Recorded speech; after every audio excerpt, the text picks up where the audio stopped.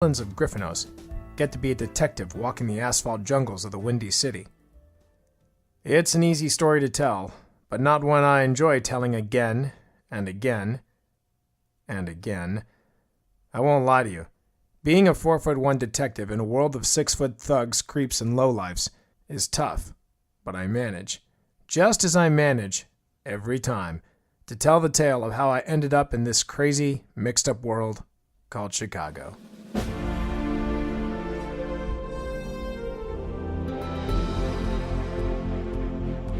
Let me take it back in time, and then to the left a nudge, to the world of Acryonis. With valleys and groves greener than Hyde Park in springtime, it wasn't a bad place to hang your axe and shield at the end of the day. Where there wasn't green, there were mountainous Arctic regions, rolling moors, and clear, vast lake districts. Yeah, Acryonis had it all. It could have been paradise if the noisy neighbors upstairs, black orcs from the north who weren't that happy with being cold all the time, hadn't gone stirring up trouble. The Great War of the Races began as a series of more than occasional village burnings along the borders of the Stone Guardian Valley and the Sri Melat Plains, and then grew hair over time. And as it was orcs who started this mess, this war grew hair in places that you wouldn't think to look for hair. The Great War, and to this day, I still don't know why they call it that, as there was nothing great about it, which started back before my great-grandfather's day, now started to pick up steam in mine. It fell upon me to uphold the great estate of Baddins, to carve out a name for myself, my future offspring, and my ancestors on the holy tablets of your nace. Yeah, big deal. My family's name and a nickel might get me a cup of Java or a taste of foam from a freshly tapped keg. The great estate of Baddins I was charged to uphold consisted of a couple of rickety chairs, a wobbly table, and a thatch roof that leaked on rainy days. Since I really didn't have that much to lose, I figured I would find my fortune in the heat of battle, thirst for glory, rattling sabers, and all that. Unlike my ancestors, I did all right for myself, managed to make captain of my unit. We dwarves were the best in the allied races, our sterling reputation with infiltration and search and destroy missions preceding us to the point that other races were willing to pay or barter only the finest goods for our services. We never disappointed. The 25th Dwarf Warriors Company went so far as to adopt the motto, "Don't let 'em know when you're coming, but let 'em know when you're leaving." At least, that's the rough translation in Chicago's native tongue. It was this particular talent of getting in unannounced and leaving with a bang, and a boom for good measure, that got the Stormin' Scrappies noticed by the Council of Light. It appeared that the Black Orcs, who had fought this great war for decades, only to find themselves on the losing side, were cooking up this cockamamie scheme of taking over Acryonis by calling on the darkness of Ishtias, an all-supreme evil that could make the most crooked politician look straighter than a flagpole. I know I should be pissed beyond reason at the arrogance the orcs displayed in dabbling in dark magic, but it's more of pity, I feel. Truth be told, orcs ain't the brightest bulbs on the movie house marquee. They had their eyes on the prize, but hadn't considered how they would control this darkness once it was unleashed. Instead, they kept their plan to the basics. Collect the ancient talismans of Acryonis and open the portal of Krakatoa, unleashing the eternal night of Ishtias in the process. You think these names are hard to listen to? Try living there.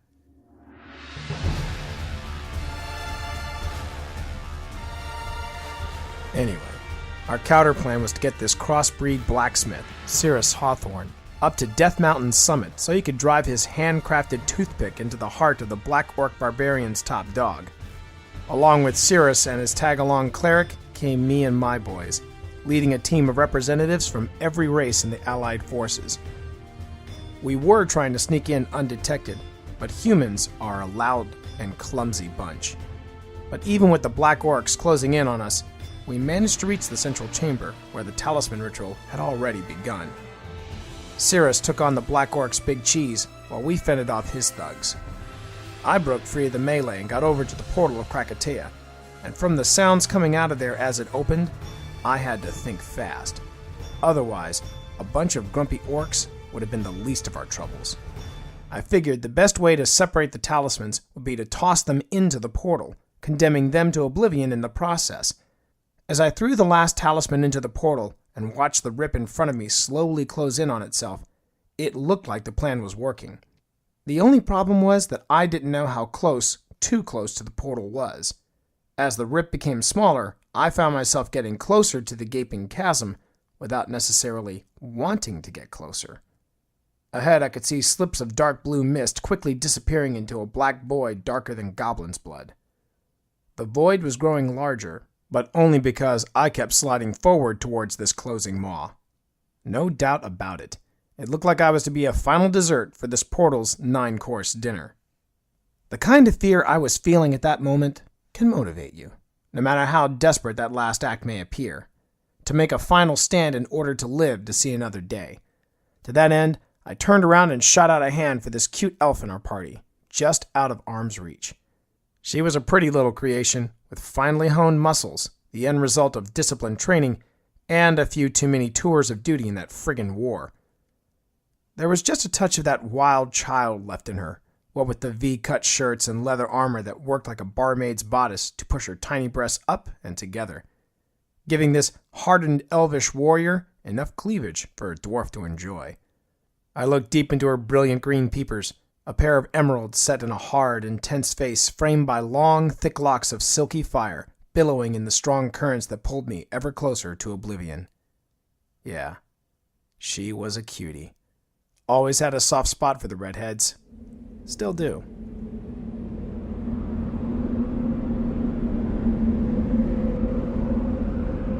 I remember feeling her fingertips just brushing mine, and with that, everything I knew and accepted as my world slipped away like dirty bathwater taking its time running down a slow drain. But at least I knew that pretty little thing and the rest of Acryonis would be all right. I had done my part to uphold the all-important Baddins name. I sacrificed my life for the tranquility of my kinsmen and of the kinsmen I would never know. I remember the chamber disappearing from me in a blur. I remember falling. I remember seeing all kinds of stars, like on a winter night where you can see the edge of the universe and just a yard past it. I remember the wind growing louder the longer I fell.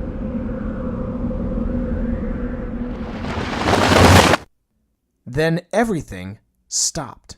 And I mean stopped. I was surrounded by that silence you hear, and to an extent feel, after you've been thrown against the nearest wall in the middle of a tavern brawl. So I guessed I was done. This was it, the big sleep. And it felt like being thrown against a wall in the middle of a bar fight. Damn, this was going to be one hell of an eternity. Now, here's the funny thing about Oblivion. Everyone knows what it is, but no one knows where it is. You can consult those almighty oracles, and they will describe the same thing I just gotten through telling you about. The stars, the wind, flashes of light. Okay, they might skip the being thrown against a tavern wall analogy, as the average oracle doesn't drink, smoke, or enjoy a good woman. If that's the price for clairvoyance, let me forever wallow in the bliss of ignorance. Ask the oracles what happens after the silence, and suddenly the planets are all out of alignment, or the cards are refusing to yield their knowledge. If ever an oracle answered with a simple, "Gee, I don't know," it would probably trigger some bizarre spell and make their heads explode or something. No, instead of fessing up that they're about as enlightened as the darkest part of a goblin's butt, they spew out this bizarre rhetoric that makes Irving Berlin lyrics sound like Shakespeare. The winds of the future are brewing into a storm I cannot see through, is always an old standby of theirs. Oblivion, as I discovered, is not the part you see, but the part where you end up. Makes sense, right? And since no one has ever come back from Oblivion, no one, not even the wizard with the biggest hat in the 9 realms, knows where Oblivion is. But now I'm here to tell you exactly where Oblivion is and where it ends.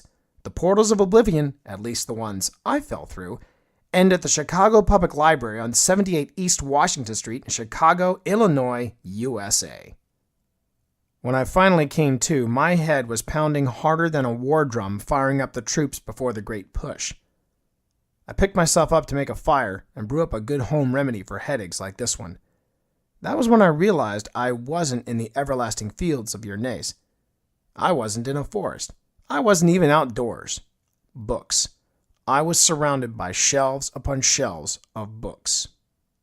I'll be the first one to tell you that I was never a bookworm. I always preferred a good battle axe and a bad attitude over protocol and diplomacy any day. A good book is worth more than any treasure of a king, our village elder told me once. I was 42 then. Thought I knew everything, so I didn't really take that one to heart. Once I found myself in this library, I knew I was standing in a vault of gold, rubies, and sapphires. I understood enough to find my way through the simple books in the children's section, but quickly figured out I would have to wrap my brain around human tongue, the dialect of Rohama in particular, because it was the prominent language here.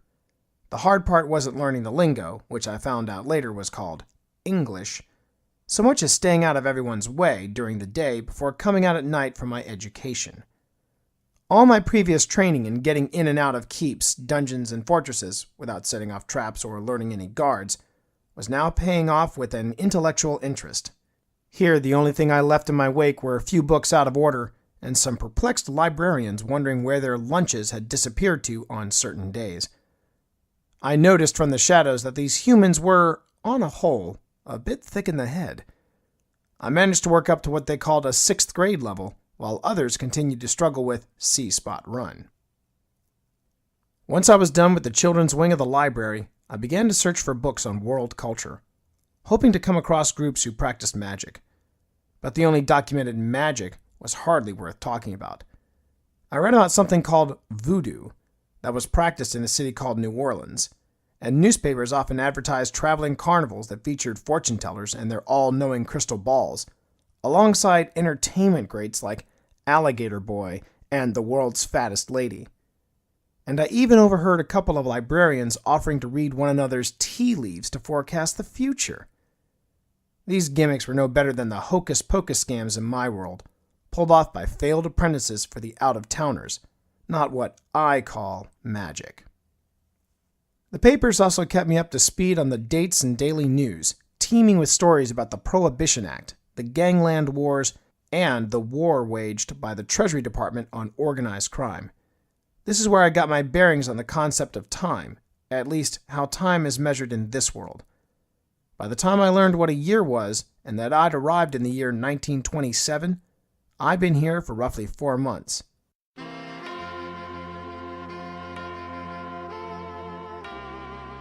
And just my luck.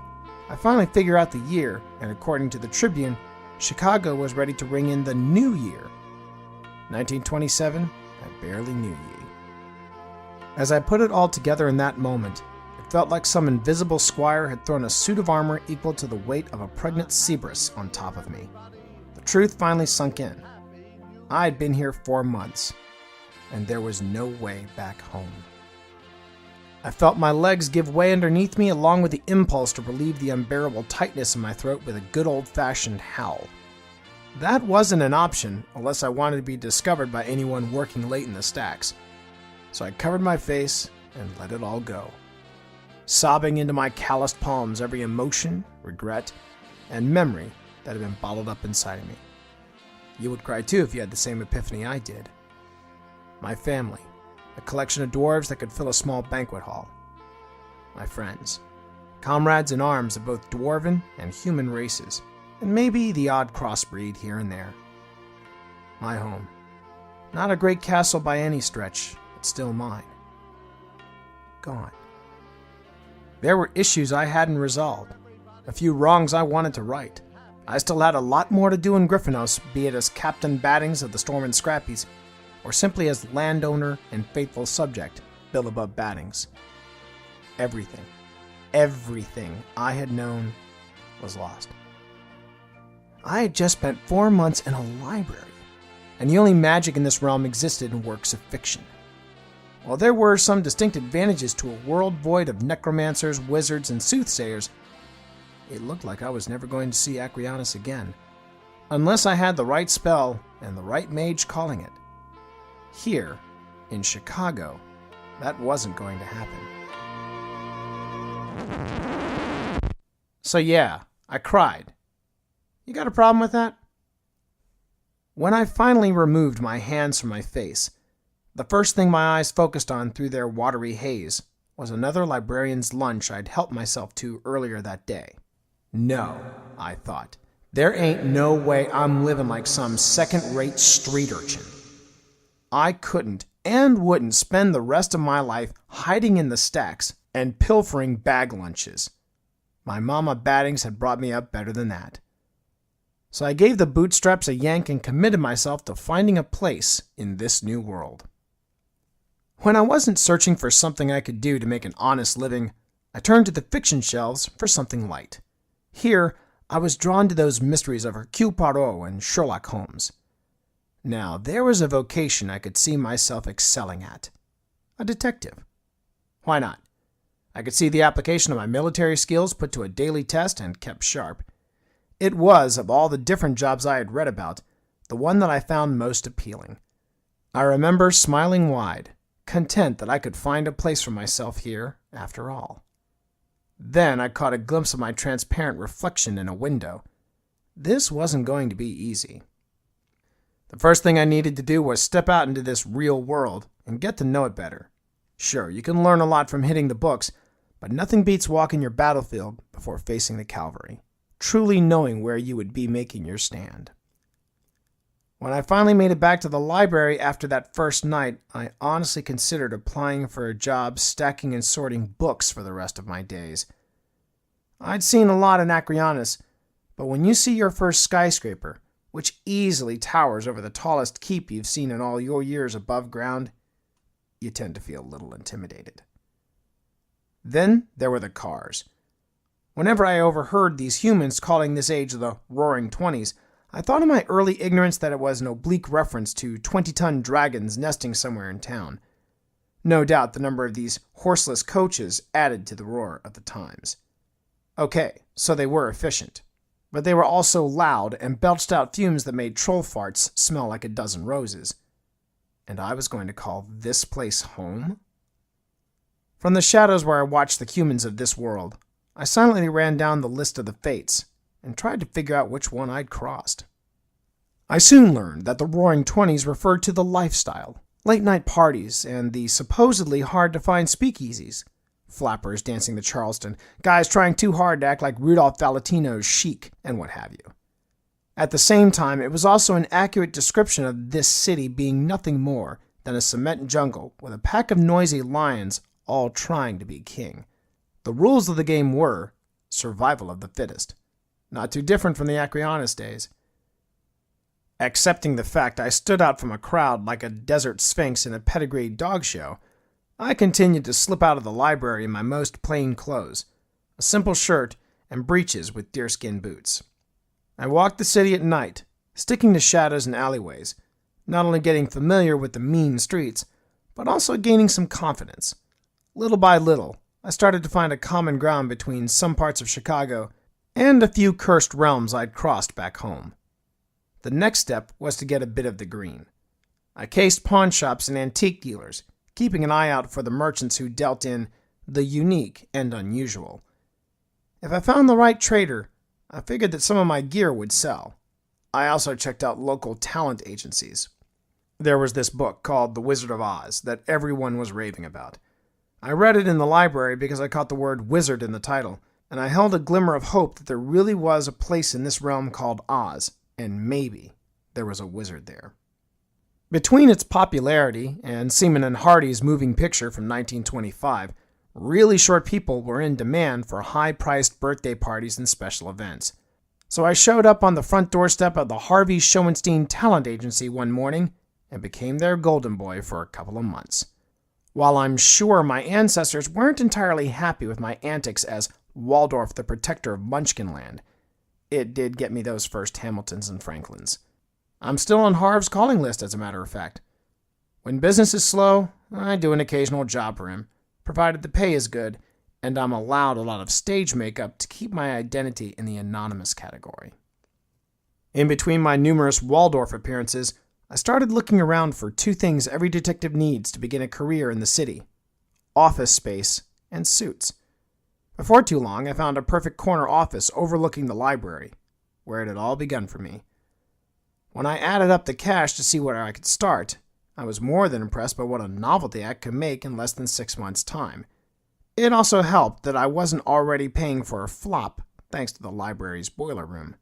After putting cash down for the office space, furnishings, and even a secretary, I still had a nice bundle left over.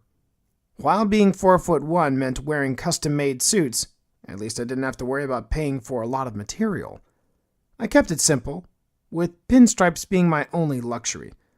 According to the library's newspapers, and from what I saw on my nights on the town, brown and navy blue seemed to be the fashion.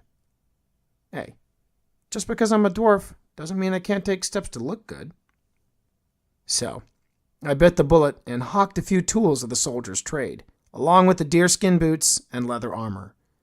It wasn't like I was parting with any treasured heirlooms. This was who I was back in Acryonis. Wearing the suits and paying the landlord for the first month's rent was my big goodbye to the past. So began the career of Billibob Baddins, Private Eye. I still had, mounted proudly on the walls of my office, my survival gear. There was a charmed battle axe and warhammer crisscrossed over a two-handed broadsword that, if you stood it on its tip, nearly matched me in height. I also had a reliable mace and a ball and chain that countered the display on the opposite wall. I'm not the sentimental type, but I did want to hang on a couple of things, just to remind me of the good times. And let's face it, these were reminders that still mattered. In a pinch, I could dust off the axe and hammer and do damage, if need be. I hadn't found a use for these weapons in this world, yet. For now, I defended myself just fine with my modest collection of boom daggers. Boom daggers. Yeah, I remember calling guns that in my first few weeks in town. Looking back on it now, I can't help but laugh. But now and again, I still like to remind myself of my origins, to keep me right with this world. You may think throwing daggers and axes in battles involves nothing more than muttering a quick prayer to the fates, closing your eyes, and throwing a blade in the general direction of a bloodlust-filled scream. I don't think so. You got to know how to throw, how hard to throw, and how to aim. Without aiming properly, throwing your weapon is just plain stupid. It leaves you unarmed, for one thing. I was really good when it came to accuracy. Won a couple of axe throws in my Griffinos days. Turns out that my natural ability also extended to boom daggers. Not too long after I bought my first gun, I set aside cash to pay some country bumpkin for a few pointers on how to shoot. By the end of the day, I was teaching old Farmer Brown how to draw a better bead on moving targets. In one desk drawer was a spare Roscoe, and in another drawer a hog leg with a .38 that only came out to play if I expected too much trouble for Beatrice. Beatrice was my first gun, a .45 automatic in its shoulder holster draped on a coat rack. The weapons of this time were pretty impressive, and if you knew how to use them, they could be lethal. Even if you didn't, you could still do enough damage to make a guy think twice about looking at your wench in an ungentlemanly way. Ever since Chicago was dubbed gangland by some bureaucrats far off in Washington, D.C., who wouldn't know bathtub gin from seltzer water, everyone needed something done on the QT. Cops were either on the take or too busy playing it safe so as not to turn their wives into widows. I took all this to mean that I had chosen wisely to pursue the career of a private investigator. Once I got my name on the door, the clients were steady. This month, though, had been slow. I could hear Miranda outside my door, filing her nails. Obviously finished with the paper pushing and bill-paying duties, she was now counting the minutes to the weekend. She was a cute, bosomy brunette from Leonard, Missouri, who had stepped off the bus with a meager life savings and a smile, determined to make it big in modeling. Her plan was to make connections here and follow the catwalk all the way to New York. The kid had potential, with legs that went up to her neck, a waist that an elf would kill for, and a good, healthy chest blessed with God-gifted buoyancy. She was almost the perfect woman in her 5'8" stature, but she was a bird who had brains, and that made her a dangerous combination. I still thank the fates that she answered my ad in the Chicago Chronicle. She was the fourth applicant who was easy on the eyes, but Miranda's predecessors lacked something that she had in abundance, a command of basic grammar. She not only had a way with a Smith and Corona, but could also write with a flair that would make Fitzgerald green with envy. I hired her right away. She immediately put the office to order, keeping my books balanced and the place looking tidy and nice. Even brought in a few plants to liven up the surroundings, although the modest rubber tree by my desk was silently turning a depressing shade of brown and black. Guess my thumb wasn't green enough for its liking. When Miranda and I first laid eyes on each other, it wasn't the best of beginnings, because we both couldn't stop staring. She was staring at me because, well, hell, look at me. I'm a dwarf. A 4'1" Casanova with a 30-something-inch waist, long red beard, and braided hair in a custom-made blue pinstripe is going to catch your attention. As for me, I kept staring at her chest, on account of the low-cut blouse that provided a sneak peek at what the good Lord had graced her with. Now, I'd seen my fair share of racks strapped in chainmail, leather armor, and a wide assortment of fashion that gives the term breastplate a whole new spin. But there was just something about the clothing of this realm and what it left to the imagination. Miranda finally quipped, "Take a picture, and the memory's yours forever." To which I replied, "Yeah, well, not only am I a private dick, I'm also a great footstool in a pinch." We had a good laugh, and the interview finally made it to Mix, where we enjoyed Java and chili together. You gotta love a girl who appreciates fine cuisine. There, I fed her a story about parents who didn't love me, my days with the circus, and finally jumping ship to find myself a home here in Chicago. The circus idea worked really well because I would sometimes get the odd phone call from the agent asking for the Waldorf routine. She never knew the real story because, quite honestly, I didn't think she needed to know. Even though being my right arm for these many moons now, and coming up on a year, damn, I better think of something special to do for her. I just don't think she needed that kind of a burden. Some secrets are best kept to yourself. The rapid of Miranda's nail sculpting broke the stillness in the air. A stillness like that before a storm, conjured by a necromancer's hand.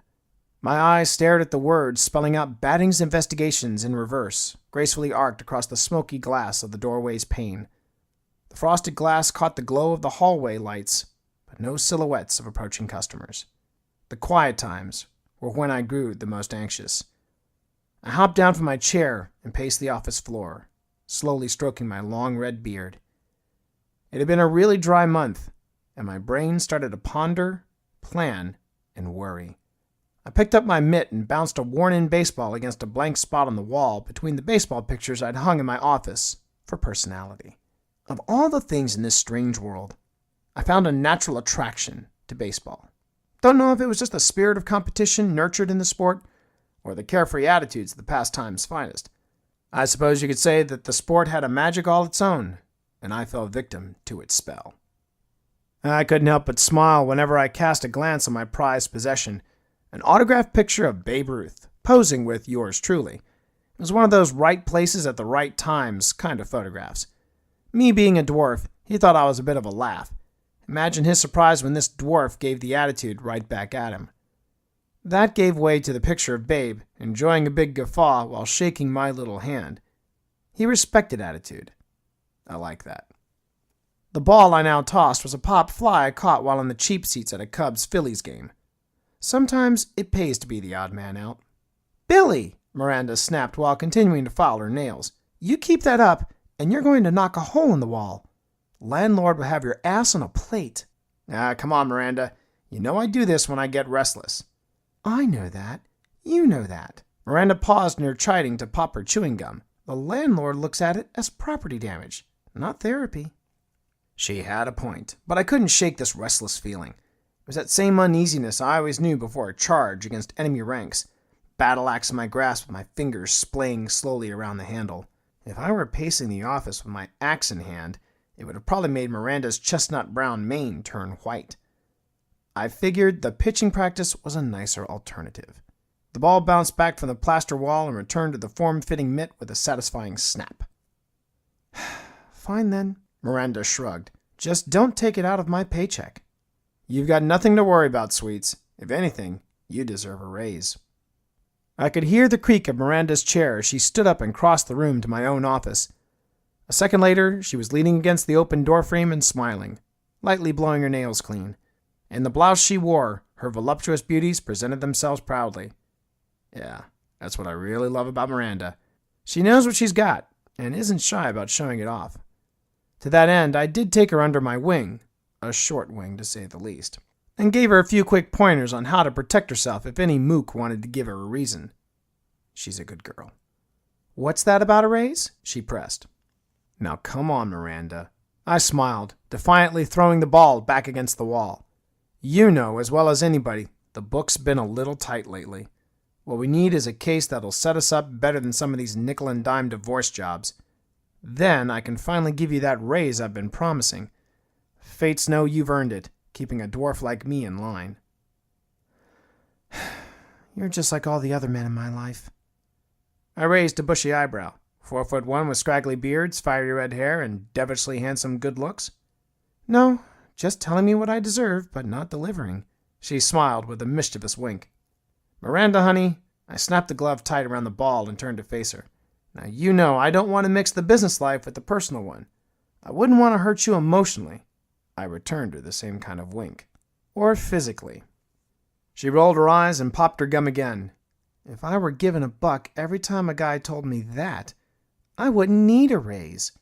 Miranda measured with her thumb and index finger a space in the air about the length of a yeoman's arrowhead as I wound up on my imaginary pitcher's mound, with the Sultan of Swat threatening to send my next pitch into the Acryonis highlands.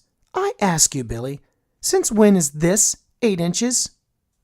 And this is yet another charming aspect of Miranda's personality. She is every inch of a woman, sultry and hot as a dragon's den, where the humid air collects against rock walls and coats the floor with a silvery sheen, one drop at a time. She also has the edge of an enchanted blade, an attitude absent from the stereotypical small-town girl found in the farmlands of El Hanor Dure or Norman Rockwell's Saturday Evening Post. Miranda can talk like one of the guys, smoke a stogie with a twinkle in her eye, kick back a shot of Jack Daniels, and still keep her elegance while sinking an 8-ball in the corner pocket. It is something I do love about her, and something about her that continuously catches me off guard. I gave my next pitch to the babe a bit too much pepper. The ball impacted at high speed, sending a few chips of paint behind the file cabinets and covering my mitt in a plaster powder with a leather-kissed snap. I'm not going to say it, Billy, Miranda said with a shrug. That's good, since I know you're already thinking it. How about you take the rest of the day off? It's Friday. Find a nice book or bachelor to curl up with, why don't you? She smiled. Sounds like a plan, Billy. It was Friday, and the clock was at 3:30. I couldn't justify keeping Miranda in the office simply out of spite. She had warned me about the wall, and I'd chosen not to listen. The phone rarely jingled between now and 5 o'clock anyway. Far be it from me to keep this little minx imprisoned in this cage of stone, paint, and office supplies. She was out the door faster than her shadow could keep up. I always enjoyed this time alone in my office, even now with my anxiety hitting unusual levels, because this was when I sorted out the thoughts of the week. My usual ritual between 5 and 6, across the street to Mickey's for a chili dinner special, and then a couple of blocks home to a modest one-bedroom flop. I was starting the weekend a little early myself, albeit not an exciting one by the looks of things. Yeah, I never hit the town unless the mood suited me, and even then, I needed the right company. Seeing as I didn't have either, I was looking at a quiet weekend, and that suited me just fine. Maybe a couple of days of my own was just what the apothecary ordered. The tink of the bottle's lip sounded like it hit the glass hard, but it was merely the quiet of the room. It was a city kind of quiet, peppered with the soft rumble of traffic, the occasional car horn or siren, and the newsboy shouting out the headline of the Chicago Defender or the Tribune. I poured a healthy dose of Canadian whiskey and raised the glass to my lips. That warm nectar blessed my body like an old friend, sending a shudder that ale, mead, or my family's home recipe couldn't match. Yeah, another love of mine in this world, the alcohol. Sweet ambrosia. Sure, we were in the middle of a prohibition, but in Chicago, it wasn't a question of how you got the alcohol, but where. This little vice's hiding place was a small compartment behind the team picture of the 28 Cubs. My first season with the guys. What an arm in that sheriff blade. I couldn't take the chance of any surprise visits from the local precinct. Nowadays, you needed the talents of a seer to tell who in the police was crooked and who was straight. Besides, I needed a drink.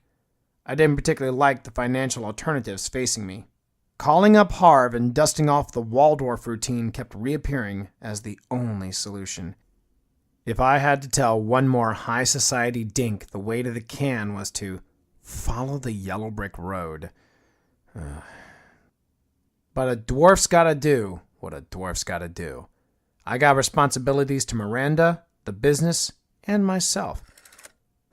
My fingers gripped the receiver, and even the slight chill of its surface didn't sober me up enough to stop me from placing this call.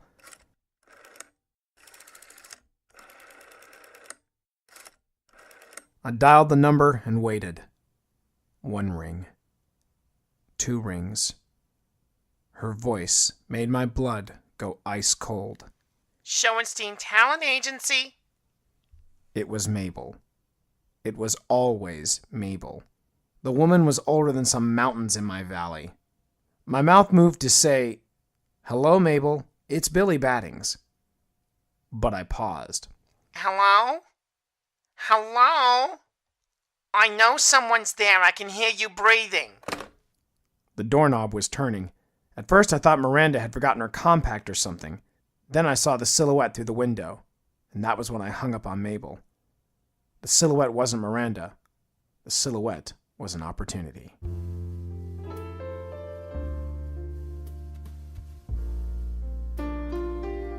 She was a tall, cool woman, and through her veil I could still see, set in a pale canvas of smooth, supple skin, eyes as dark as a man's intentions on that first meeting. The perfume she wore carried a bouquet of lilacs, rose, musk, and a touch of sandalwood. In a single word, expensive.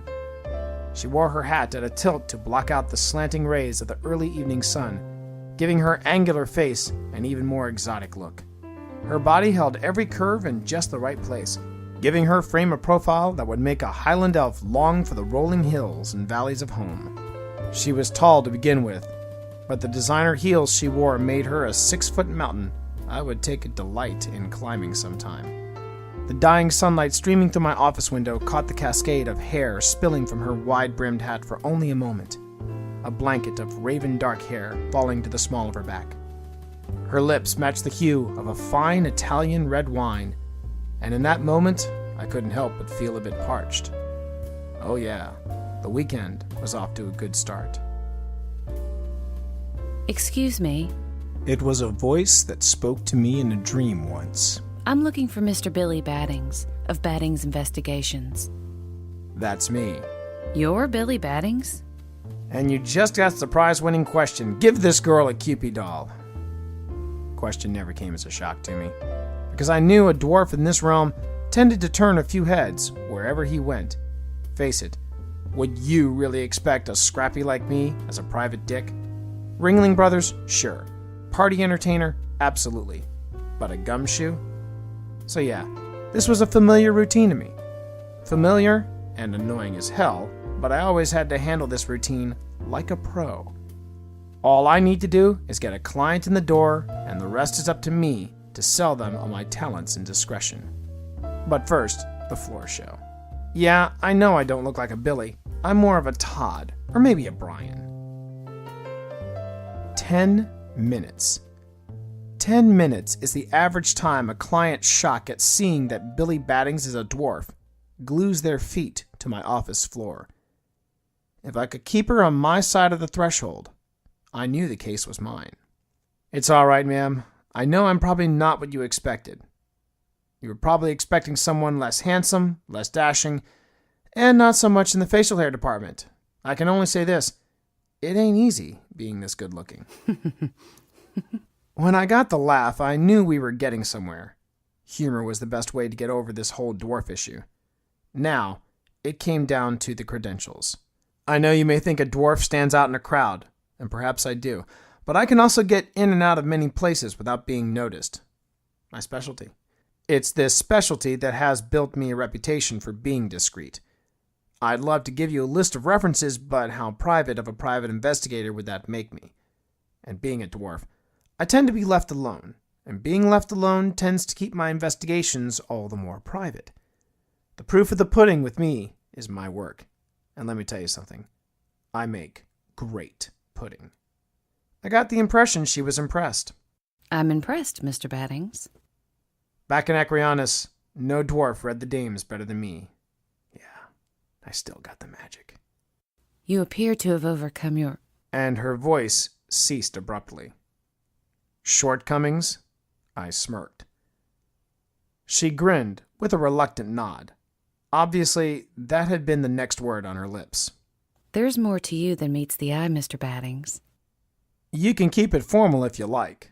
I gave her that $1 million smile that made all the barmaids of Acryonis swoon. You can also call me Billy, with an I, short for Billibob. I hope my instinct was right in choosing you to handle this delicate matter. I need someone unshakable, someone who is the master of discretion. I cannot afford to go to the police concerning this matter. My family earns enough attention as it is. Do they now? Mind if I ask who your family is? As her head tipped back lightly, the scarlet sunset creeping through a forest of buildings created a delicate lace-checker pattern across her face. Her posture wasn't revealing anything to me, although her blouse had a tough time concealing a tavern wench's bounty of a chest. If I weren't smiling, I would probably be staring. And I still couldn't make out what she was thinking from either her eyes or her scent. Part of being a dwarf involves having an uncanny ability to understand scent. It isn't magic, just a discipline that you develop the older you get. We dwarves trained ourselves to sniff out metals, ores, and minerals, because the more precious ones were in caverns that never knew daylight of any kind. Imagine our surprise when we found out that our heightened olfactories worked on people as well as rock. A nervous disposition gives off a bitter, harsh scent. If someone's in a happy, pleasant mood, it's sweet, like cinnamon. If someone's in that particular mood when the lights are dim and the skin warm to the touch, well, you get the picture. The problem with this dame's scent was the designer perfume she wore. So expensive it cost you $1 just to utter its name out loud. Because her bottled fragrance masked her scent, I couldn't tell if she was upset, nervous, or all of the above. I thought you were a discreet private investigator, Mr. Baddings. As calm and even as a mill pond on a cold winter's morning. Whoever she was very good at this game. Now hold on a minute there, sweets, I said, hopping up into my office chair and positioning myself on the elevated cushion so I could appear as normal as a dwarf could behind a second-hand, human-sized desk. Just because the door says private investigator doesn't mean blind to trust investigator. There are always need-to-know facts between investigator and client, and those facts stay between investigator and client. It's a matter of protection for you, protection for me, and assurance of trust for both. She paused, her eyes studying me through the veil. If this princess was coming in here in search of some bizarre entertainment from the commoners, she was starting to wear thin with me. I was about to tell her to buzz off when she finally spoke. I'm Julia Lessinger, the youngest daughter of Henry and Wilma Lessinger. While she was waiting for my response, I tried not to suddenly break into a Sonormian jig.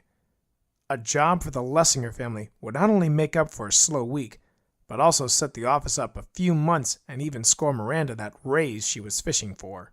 The Lessingers were the established money of the town. If it existed in Chicago, there was a good chance they owned it. Why one of the Lessingers wanted a 2-bit private investigator instead of the cops was beyond me. Then again, when you're only 4'1", a lot of things tend to go flying over your head.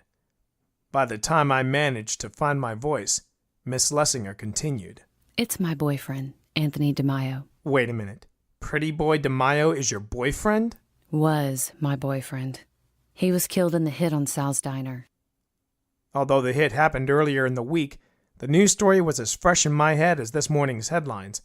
According to the Defender, only a few chunks of Sal's still remained standing after the bomb detonated. That was a real pity, too. If I was ever working in that part of town, Sal's was the best place for coffee and a Danish. Maybe the company there was not to my liking, but you couldn't beat his coffee. Miss Lessinger, that was no hit. What happened at Sal's Diner made a wizard's maelstrom look like a spring drizzle. I know. She replied as if commenting on the weather. For someone who lost her knight in shining armor, she didn't seem all choked up about it. Speaking of which, I never understood why humans, even the ones in my realm, believed in this overly melodramatic image of a knight in shining armor. The average squire couldn't polish shoes properly, and the average knight was usually some noble who couldn't fight his way out of a thumb wrestle. And the way those clumsy dolts fought when wearing full armor, it was impossible for a squire to keep armor in pristine condition anyway. They're sentimental lot, humans. You gotta love them, though. Mr. Baddins, I want to know why. Now, wait a minute there. My hands went up as if Miss Lessinger were holding me up at gunpoint. She would have to if she wanted me to do what I thought she wanted. Everyone knows who ordered that hit. If you want some kind of proof... Mr. Baddins, you know who was behind it. I know who was behind it. All of Chicago knows who was behind it. I want to know why. I could count on one hand how many murder cases I had been asked to investigate, and still have digits left over for stirring the milk in my cup of java, sampling whipped cream off my ice cream sundae, and flipping off some punk who was eyeing me up as an easy score. In that murder case, I was asked to find out who. Once I found out the who, the why would inevitably follow. But this was something different. The who was already understood and accepted, and I wasn't being asked to finger the man behind this hit. Good thing, too. Simply point a finger at Alphonse Scarface Capone in a way he didn't like, as in, that's the guy I saw whack my cousin. And you can not only lose that finger, but suddenly end up with the rest of you misplaced as well. That was the way Al Capone ran the organization. He loved telling the papers that he was simply a businessman, answering to the needs of the people. His business, though, was something you were in for life, and in Capone's business, early retirement never led to a gold watch and a place in sunny Florida to enjoy the sunsets. With Capone, whether it was a double cross or an I want out, it always led to the same end, a one-bedroom flop, 6 feet under. Just find out why, I asked, breaking the unnerving silence we were swapping. Seems harmless enough, but Miss Lessinger, can we agree there's nothing harmless with anything involving La Cosa Nostra? Mr. Baddins, do you wish to have me tell you that I was Daddy's little girl, never getting into trouble?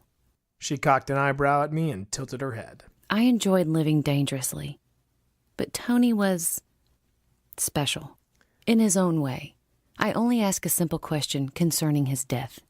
I wouldn't deny that. It was who I had to ask that gave me pause. And since we're being so honest with one another, why hire me, a streetwise dwarf? Hell, everybody knows the Lessingers have their own legal team, including detectives. My father is hardly pleased with my public image at the moment. I wish to hire you for your talents of discretion, keeping this professional relationship of ours out of the papers. And no doubt away from Daddy Dearest's attention. Blunt, and to the point. When called to the mat, it appeared that the girl wasn't shy in showing a little moxie. This job is going to cost you triple. I leapt from the chair and landed firmly on the floor with a hard thud. Hazard pay. Hazard pay? Are you sure costing me triple isn't because I'm a Lessinger? Miss Lessinger, you could be heir to the throne as a Lear and promise me a dukedom, and I would still charge a triple. This case involves Capone. You follow me? She didn't know what to say then. She was probably trying to figure out the hometown reference. This is a tactic I use whenever I want to close a discussion or get in a last word with someone. Whip out the Acryonis illusions, and I'm guaranteed to end any conversation. It's also a lot of fun to watch humans try and noodle through whatever I've just thrown at them. I can almost hear them thinking, what did he just say? Very well, Mr. Baddins. She reached into her purse and produced 5 clean, crisp C-notes. This should be an adequate down payment for 3 days' work at triple your normal fee. I'll return later with another payment. I will expect a progress report at that time, if you please. Time to test the waters. Is there anyone else I should answer to? Talk to anyone other than me? I will not only deny knowing you, but I will make your life very uncomfortable. No surprise that Kitty has claws. That's why it says private investigations on the door, sweetheart. I'll talk to you in a couple of days. The door closed, but I didn't watch her leave. My eyes remained on the 5 greenbacks fanned out on my desk. Suddenly, the neon lights outside were casting shades of pink, light blue, and green into the dim lighting of my office. It was getting late, and I had lost track of time because my mind was trying to grasp my new client and my new job. Julia Lessinger of the Lessinger estate had hired me to ask Big Al why, concerning one of his hits. It's not like he needed to explain to anyone why he did anything. He was, and still is, the boss of Chicago. Capone's business is Capone's business. Now, these 5 C notes in front of me made it my business. This was a serious score for a private eye, no doubt, but did the payment make the risk worthwhile? Maybe I didn't have to ask Capone outright. Maybe I could check a few sources, ask around in that subtle batting style I was building a reputation on. I couldn't deny this was going to be a risky job, but I also couldn't say no to the green. No, sir. There was that nagging voice in my gut telling me I was stepping into a world of hurt, but it was either this or playing Waldorf again. So, Billibob, what's it gonna be? I hadn't even finished asking myself that question before reaching for the down payment and stuffing it in my pocket. Who would have known my Lady Trouble was going to be a princess in high heels?